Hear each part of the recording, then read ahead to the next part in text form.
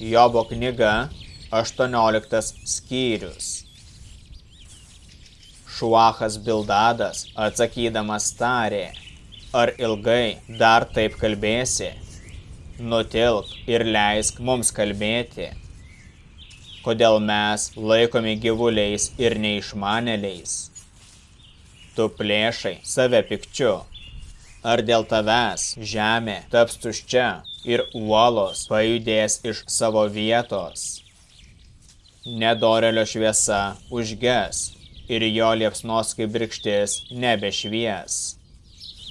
Jo palapinėje bus tamsu ir jo žiburys užges su juo.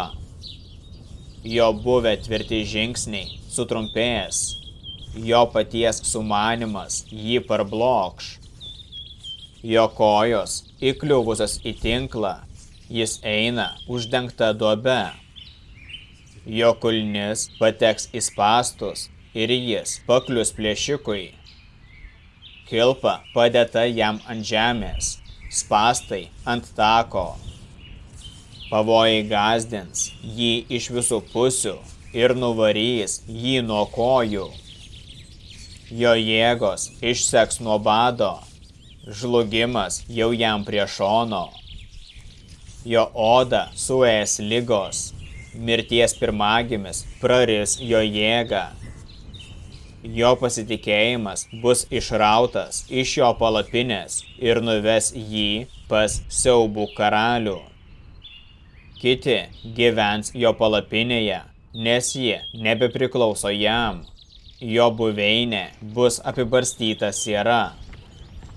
Jo šaknis nudžius žemėje, o šakos bus nukirstos viršuje. Jo atsiminimas dings krašte ir jo vardas nebus minimas gatvėje. Jis bus išvytas iš šviesos į tamsą ir išvarytas iš pasaulio. Palikuonių jis nepaliks tautoje ir niekas nepasiliks jo buveinėje. Po jo atėjęs stebėsis jo diena ir prieš jį buvę bus išgąsdinti.